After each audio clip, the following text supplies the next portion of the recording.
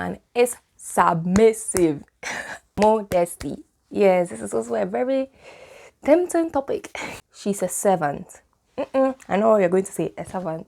What? Welcome, my beautiful people, back to my channel. This is your Queen Angel. So we are going to be talking about how to become a godly feminine woman. Yes. Now let's get right into this video. Okay, so first, before we look into how to become a godly feminine woman, we first have to define what a feminine woman is. And that's the direction I'm going to be taking this channel on. Going to explore more on femininity and how to become more feminine. And I don't just want to talk about femininity, but I want to talk about femininity in God's perspective, God's view, because God is the source of all things anyway. And if we don't view or be able to establish our femininity with God, then what are we doing? Then it will not be right. We will try to go the world's way, and that's not how it is supposed to be. So, who is a feminine woman? A feminine woman is a woman who is soft, who is nurturing, who is welcoming, gentle, who is passive, who is humble, shows tenderness, and is not afraid to be vulnerable. So normally in the dictionary, when I was researching what a feminine woman is or what femininity is, I was just seeing things like the essence of being a woman. But that's not really true nowadays, as we can see, even for me. Even though I'm a woman, even though I'm a female, I was not exactly feminine. That's why we have to be able to explain what femininity is, the extent of just being the essence of a woman or a female. And this is what being feminine is. And that is what we are going to be striving to achieve. But these characteristics, right, when you look at it, where else do you see them? There are more characteristics that exude how God is, or the biblical characteristics that we ought to achieve. That is why we're going to learn how to become a godly feminine woman. So we'll be able to use these characteristics without forcing them. Who is a godly feminine woman and how do we become one? So number one, a godly feminine woman loves God. She loves God with all her heart, her soul, and her mind. And she puts God in the first place in everything that she does. And what will happen? When you put God first in everything that you do, everything else will be added to you. Number two, she's hospitable and she's very welcoming. So being hospitable is also a good trait that God urges us to have, whether you are a man or whether you're a woman. So like the woman in the Bible, Lydia, who was hospitable with giving out a home for Christians to use to gather and worship.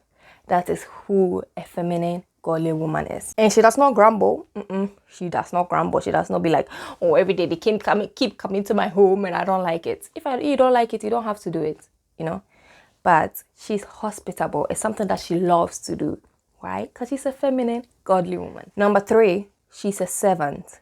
I know you're going to say a servant. What? Yeah. Who was also a servant in the Bible? Jesus.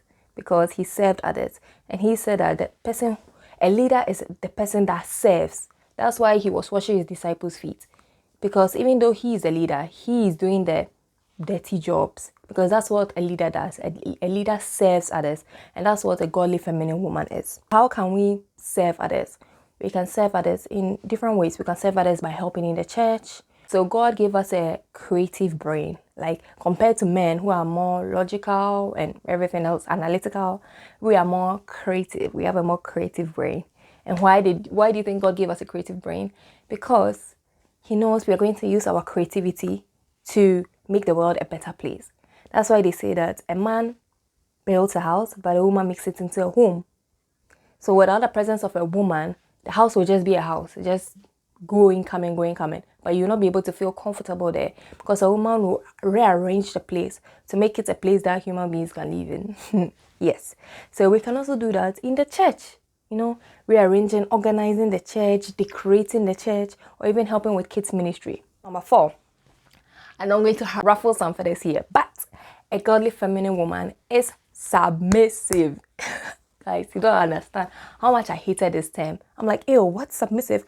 I'm not submissive. I'm an independent black woman who needs no man. Yes, that was my slogan. But nope.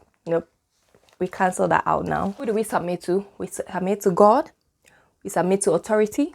We submit to our parents and our husbands. Well, when we get one. You don't just submit to just anybody. No, there are relevant people that you ought to submit to, people that deserve your submission, or God said to give your submission to. It's not a bad thing, because Jesus submitted to the Father. Even though Jesus is one with the Father, he still submitted to the Father, because when he came on earth to do the Father's will, and he had to put himself even lower than the angels. And when he had to put himself in such a lowly state, he had to submit to what the Father wanted him to do. And that does not mean it's wrong, or that does not mean it makes him any less. No, it doesn't.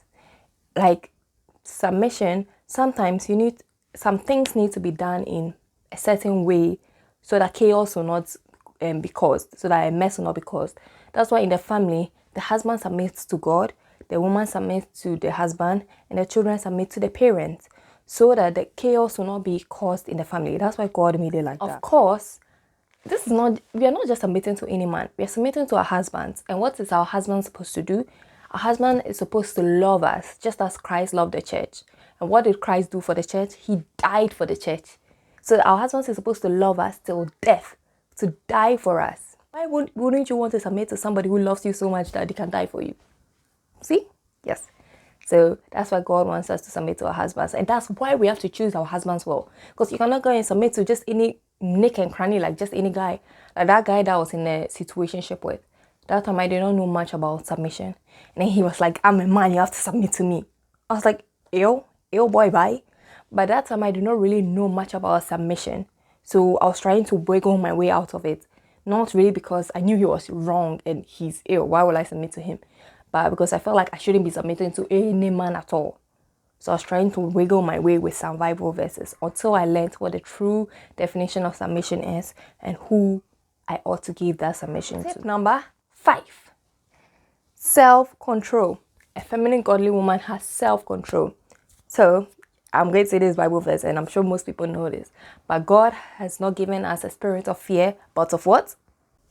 Power, love, and a sound mind. Some people translate sound mind to self-control, but God has given us a spirit of self-control. Self-control is also one of the fruits of the spirit. It's especially helpful so that you don't do things of the flesh, because doing things of the flesh is nice.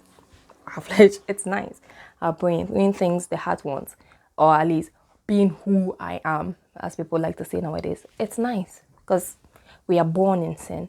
But no, we are supposed to give up the ways of the flesh and take on the heart that God wants to give us, a new heart.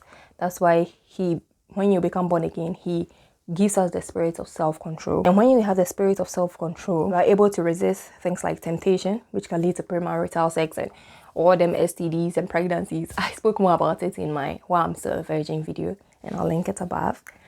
And gossiping. Gossiping too is something a lot of women suffer from.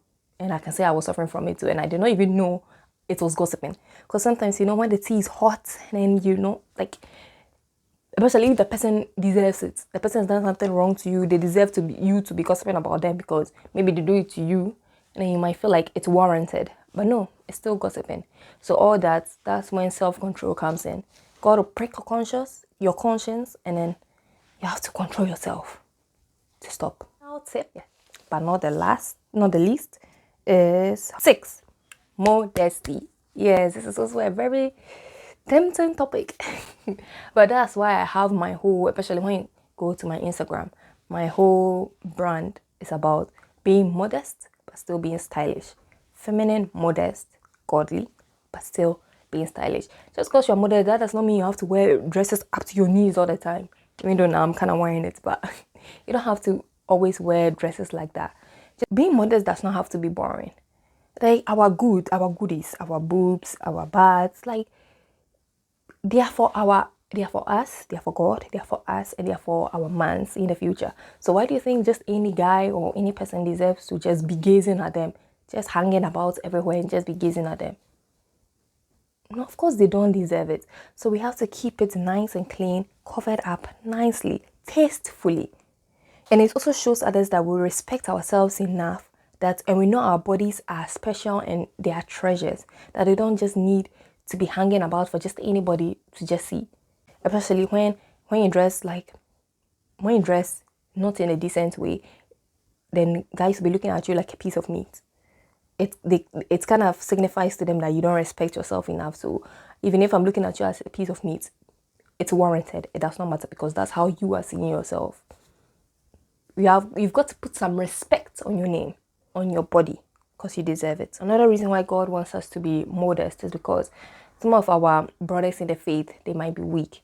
So just any showing of skin, because God made us well, we are nice. That's why God took his time and made us last, because he knew we are the best of his creation, so we look good. But sometimes our brothers in the faith, they might be weak with their faith. So in order not to tempt them even further, we cover ourselves up nicely so we can help them too, because we are all brothers and sisters in the faith. I'll put a Bible verse here so you can see it. So we ought to be helping each other instead of trying to push people even down. The next video will be coming in 1, 2. Please put down your comments below and I'd love to read it. Any additional tips that you think will help us become a godly feminine woman, because we are all helping each other here. Number 2, like, comment and subscribe, and I'll see you in the next video. 3.